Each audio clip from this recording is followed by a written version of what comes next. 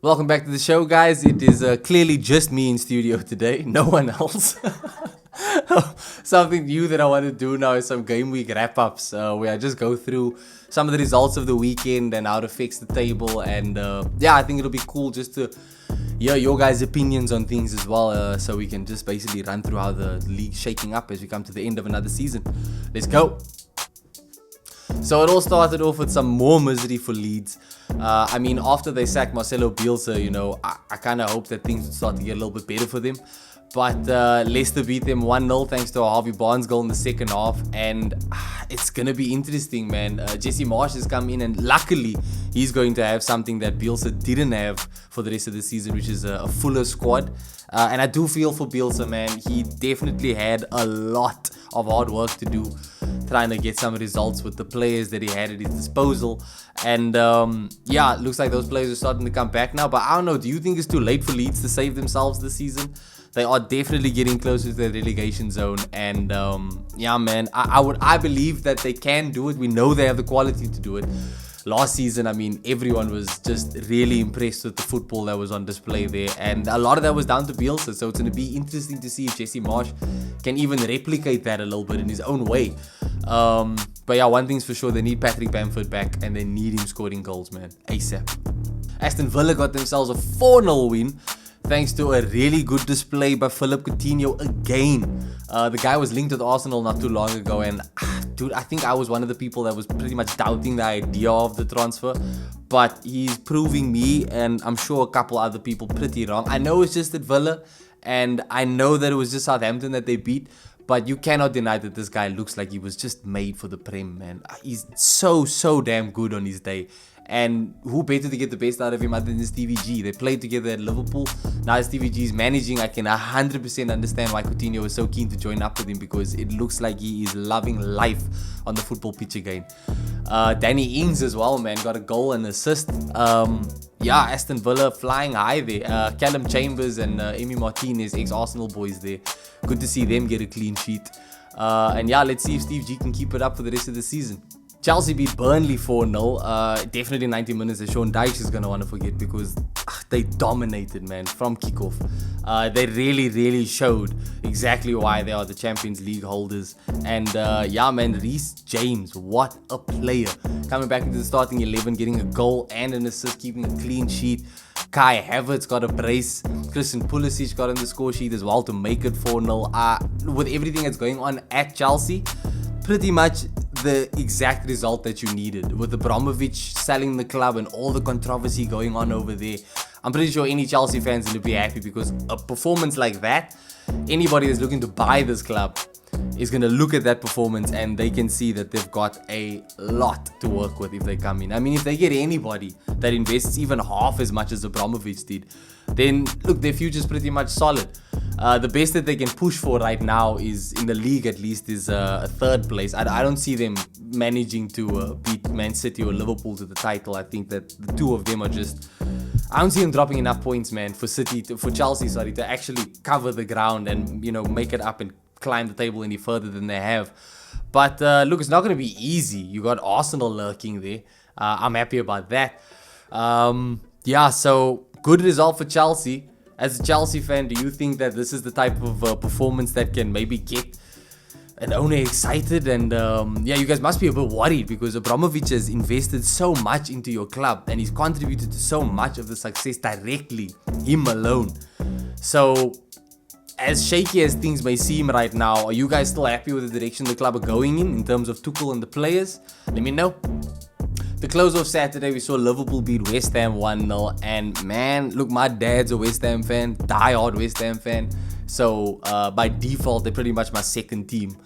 So that was a bit tough to take. But Liverpool, it was a narrow win. It wasn't nearly as comfortable as I know Klopp would have wanted it to be. But he must have been smiling, man. Man City playing against Man United the following day, he could put a bit more pressure on them. It was a tough game. West Ham definitely could have equalized at the very least. But at the same time, Liverpool also could have made it much worse than just 1-0. But Sadio Mane, man. Oh, that guy's unstoppable. And speaking of Sadio Mane, I know it's a bit early to speculate and all that, but any Liverpool fans out there, Do you think this man's going to stick around come the end of the season, or do you think that knock from Real Madrid is going to be a little bit too good to turn down? Sunday was the day that I was looking forward to, and thank God Arsenal managed to pull off a 3-2 win against Watford. I mean, look, the goals were crazy. Martin Odegaard, that's my boy. Actually, if you're watching this, I've been telling you all season, that is my player, bruh. That dude has all the traits to become a favorite player of mine. I absolutely love him on the ball, and he looks even better when he's bouncing off of Bukayo Saka. Both of them got really good goals in the day. Martinelli got himself what a goal. Lacazette, man, he might not be getting the goals. He might not be the striker that we need, but what a creative midfielder he's turned out to be. Look, it wasn't all Arsenal. Watford got some really good goals of their own. Cucho Hernandez, man, that bicycle kick, the audacity to even try one. And he pulled it off, man. Ramsdale's been having a damn good season. He's a damn good keeper. But look, not much you can do when you're coming up against a strike of that quality, man. That was a really good goal. And he'll at least be happy with himself. But still, man, Watford, I don't know. They've got enough time to save themselves as well from relegation zone. And I suppose, look, before this game, they got a 0-0 with Man United. So something's there. They're not a terrible team. I guess that they have more of a chance to save themselves than a team like Norwich would. But yeah, man, Arsenal got the 3 points. That's what matters, especially when you do it the day of a Man United versus Man City game. Because look, right now United is the closest to us in terms of that 4th place. And after that win, we've now got 1 point ahead of them. We've got 3 games in hand over them. So Arsenal's future very much in our own hands right now. I am hoping that Mikel Arteta can keep this going. And yeah, look, I got faith. I think we're playing some good football. We're not the only team playing some good football right now for that 4th place. But I think that we are the favourites for it. I know I'm going to be a little bit biased as an Arsenal fan, but just in terms of the football being played, I think it's hard to argue against us, man. I think we've been consistent with it. For the last 10 games, we have been so consistent. And it's that consistency that's going to take us over the line to get back into that Champions League freaking place, man. It's been too long since Champions League football's been at the Emirates, and I'm ready for it. I'm ready for it to come back. Man. Arsenal fans, if you guys are watching, even if you're not an Arsenal fan, do you think Arsenal are favourites for that 4th place, man? Do you think that Arsenal are going to be back in the Champions League next season? The big game, of course, was the Manchester derby. I mean, you couldn't even avoid it. All the pre-game talk, the pre-Arsenal versus Watford, all the pundits were talking about was Manchester City versus Manchester United. It was insane. But look, I mean, it's to be expected. It's a huge fixture with so much on the line. Man City looking to extend their lead, against Liverpool at the top of the table. Man United looking to stay in the race for a top 4 place. But everything went Man City's way, man. Kevin De Bruyne with a masterclass. Player of the match by a landslide. Riyad Mahrez is also in there with a shout. He had a really good game. But Kevin De Bruyne is just too good, man. Just too good. Caleb, we spoke the other day about Kevin De Bruyne, and yeah, we were saying we both agreed this season, stats-wise, Bruno Fernandes is definitely the better player. But overall, man, you can't bet against De Bruyne. The dude is just too damn good. And mad props to Jadon Sancho because he tried, man. He got United back in the game, put them on level terms. But yeah, look, it's almost like the game just woke Man City up. They just started playing with another level. And at one point, it was 92% possession for Man City. I don't think United have ever been that down bad in a Premier League game, let alone against Man City. Look, I might be wrong. Let me know if I am. But that was the first for me. I was shocked, man. I still think Man City are favourites for the league this season.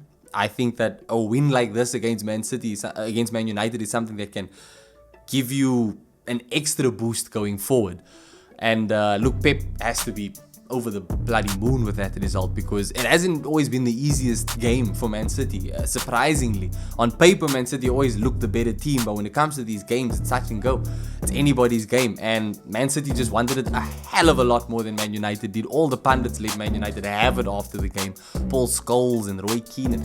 It was crazy. I haven't seen a United team looking this deflated before, and look, Ralph Rangnick's obviously just an interim manager. I think that he's done some good stuff at the club so far, but I don't know, man. I think most of this it's down to the players. The players have to want it a lot more. And yeah, whoever's coming in next, I feel like now's the time for these players to show their worth and show that they actually do give a damn about playing for the badge. And more performances like that against City are not going to cut it, man. I don't know what you guys think, but Man United look like they're in a bit of trouble. They've been murmurs throughout the season, but I generally don't count them out because they are who they are. But after that display, man, I can't help myself. I don't see them. It's weird to say. You see, I can't even say it because it's Man United. I don't think this is going to be a good season for them come the end of it. Again, anything can happen in football. Anything can happen in football. And I don't like to count Man United out. But the players just don't look like they're all there, man. They don't look like they are in it 100%.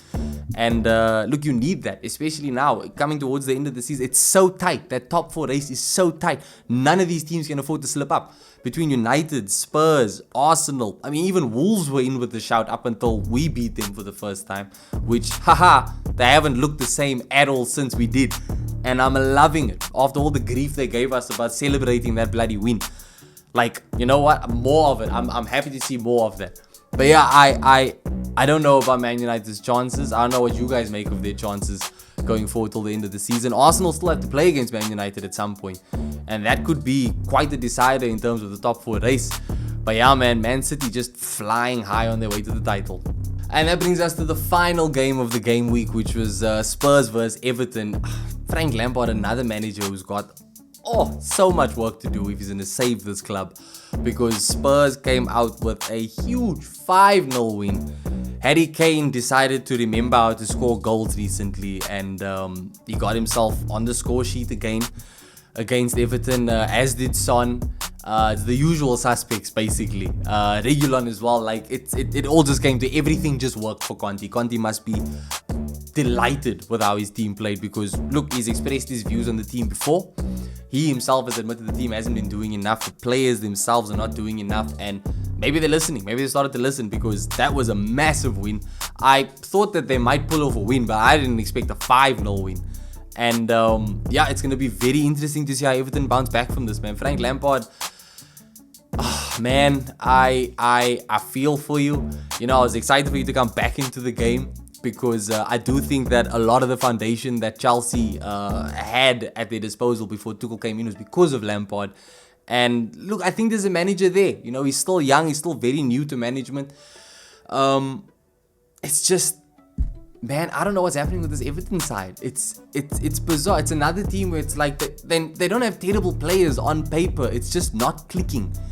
And yeah, who knows, man? This is another case of anything can happen in football. I suppose what helps is that Lampard at least managed Chelsea, so he's got like top tier management on his CV, which hopefully he can use and bring out a bit more from this Everton team, because no one likes to see Spurs win 5-0. No one likes to see Spurs win.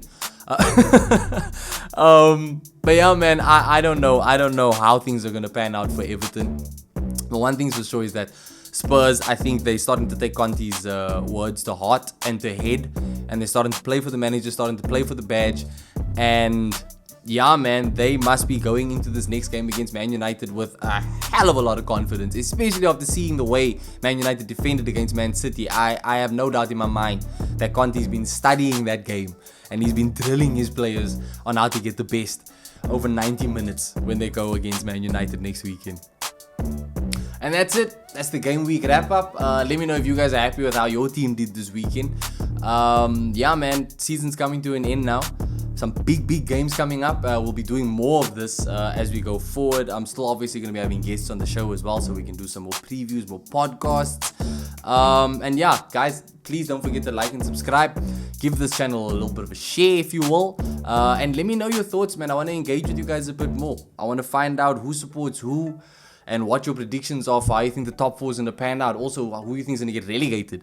Pretty much anybody's game right now. Let me know what you guys think. Thank you guys for watching, and I'll catch you in the next one.